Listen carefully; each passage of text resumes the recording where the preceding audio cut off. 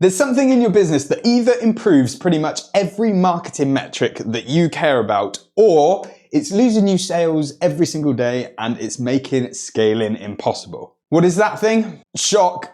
It's brand building. I know what video you clicked on. And it's not just logos or color palettes. It's about building a business that has a personality that actually connects with your target audience and makes them want to support you. I learned this through years of being a graphic designer before I went on to create my first e-commerce business that went on to become an ASOS.com partnered brand by the time I was 27. I've since been a growth lead at over 100 startup teams, making them millions of pounds along the way. Brand building is my thing, and it's often overlooked or maybe misunderstood. So let's start with what we can actually gain from building a stronger brand for our e-commerce business. A brand that works for you, i.e. a strong brand, feels like you're pushing a boulder downhill rather than uphill. It converts customers faster and cheaper. It drastically increases word of mouth marketing and community building. And it makes repeat purchases far more likely to happen without you needing to do any legwork. So why is it that people struggle so much with brand building or avoid the task entirely?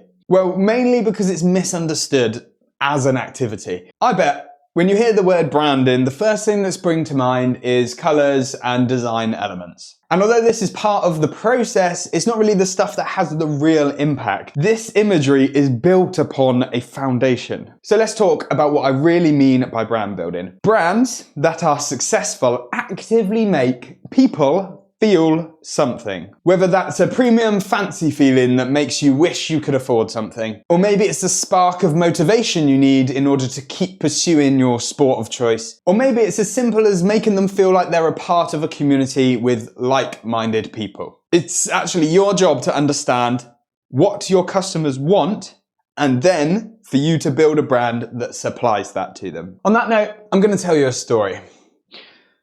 When I was a kid, all I wanted was a BMX from a brand called Amity. I remember it well. It was chrome all over, it had gloss red rims and white wall tires. And every kid in the skate park used to talk about them. And after years of begging, I managed to convince my parents that I should combine my birthdays and my Christmas presents all into one to get this BMX. Thanks, Mum, because the second I got this bike, I stopped being the quiet kid in the corner of the skate park and started being the kid that people wanted to come over and talk to. In terms of quality and features, it was no different to any other BMXs, but it was the brand that felt special. And although it ended up getting stolen from outside a house party a few years later, the confidence that it gave me and the sense of belonging changed my life for the better. I'm telling you all this because brand can be a way of making your products mean something more than the sum of their parts. It doesn't matter if there's hundreds of other products like yours. If your brand is different, you've got something special. It's the story that comes with the product that changes the true value of this item to people.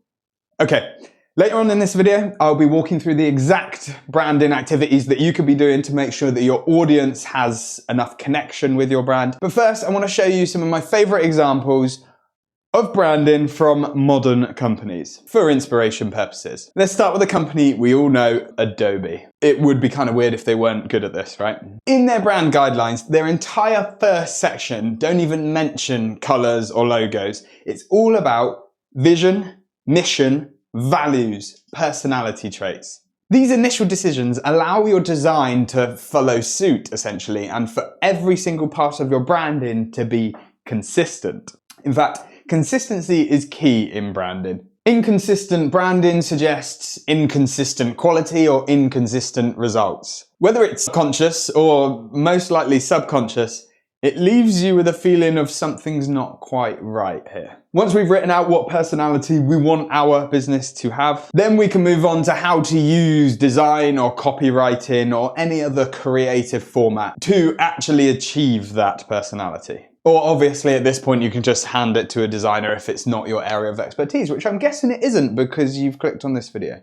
Another honorable mention of some fantastic branding is from Spotify. What I wanted to share with you is how in their brand guidelines, they literally tell people how to talk about their companies. So whether that's partners, affiliates, customers even, they list out the exact terminology and the exact phrasing they want you to use when describing their products and services. If you give people the correct ammunition to be able to share your brand effectively, they're much more likely to do it in general. Anyway, there's a couple of great examples of modern day branding. But now you're thinking, oh no, do I need a full rebrand for my company?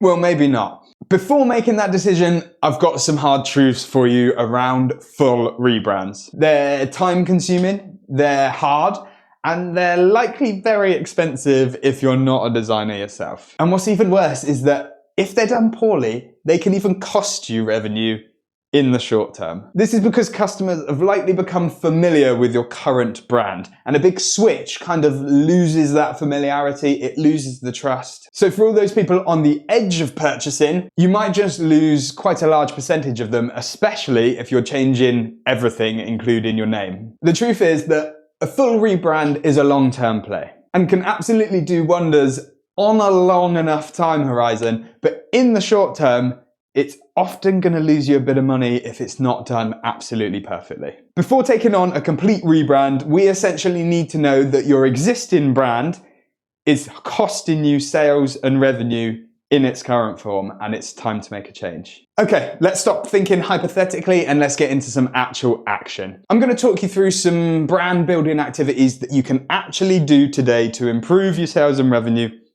and essentially to build a stronger connection with your audience. First up, why not audit your brand voice? So pull up your last 10 social media posts or wherever you post. Look at the captions, email, subject lines, product descriptions, whatever content you're putting out there. Firstly, do they all sound like they're from the same person? Secondly, do they actually match your company's tone and your personality? Is it cheeky? Is it professional? Is it confident? Whatever you're going for. The likelihood is, if you do this exercise and realize that you haven't been consistent at all, the problem's probably much larger than that, and you've probably been doing that over and over again.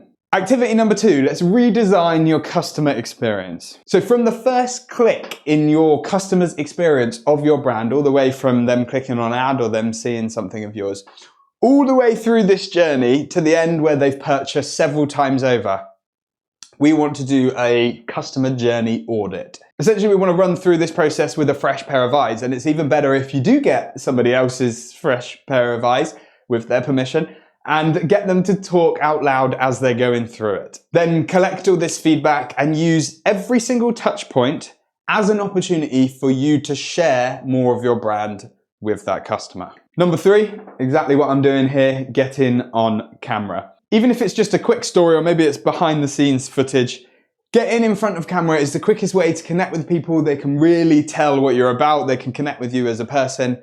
People buy from people and not just faceless logos and corporations. So introduce the team, show your workspace, show some positive feedback from customers. Do what you can, get on camera. Idea number 4, create a mini manifesto of sorts. It doesn't need to be a large document. In fact, it's better if it's not because we've all got gooey brains nowadays. But I want you to write down exactly what your company stands for. Then once you've written this, you can repurpose it and package it into various places like your About Us page on your website. Tell people what your brand believes in. And it's even better if it's something that your customers are too shy to say. It will help you stand out. Number 5. Highlighting your community.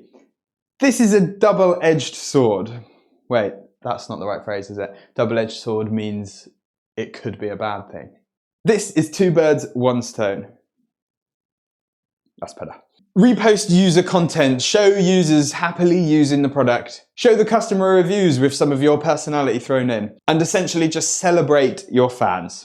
1, it's great for social proof because as humans, we are all sheep and we don't like to do thinking ourselves. So we go with a herd mentality, and if lots of people are using something, then it must be great. And number 2, it rewards the fans who are actively sharing you. Makes them feel all warm and gooey and part of something. And number 6, tell one good story. Maybe it's a story about how your product was born, or maybe it's an interesting story about how your customer used your product in a weird and wonderful way. Share that story because stories stick and features don't. Remember earlier when I told you this story? All I wanted was a BMX from a brand called amity. You haven't forgot the point that I was making with that story because it was real, and real stories are hard to forget. They're very strong ways of making messages stick in people's minds. I think it's because we all like to experience the journey rather than just get told the outcome.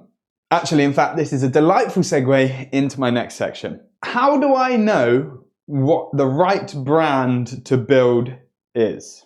Well, the real answer lies in understanding your customers to a almost creepy level. If we don't know our customers inside and out, then how do we know exactly what brand they need or want in their life? But unfortunately, saying you know your customer inside and out and actually knowing your customer inside and out are two vastly different things. So if you're looking to take on that task, you can watch through this video here where I show you the most powerful tool that you've got in customer discovery.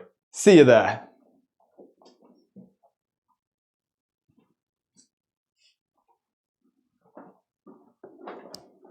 Do you guys like my walk off? I just did a walk off.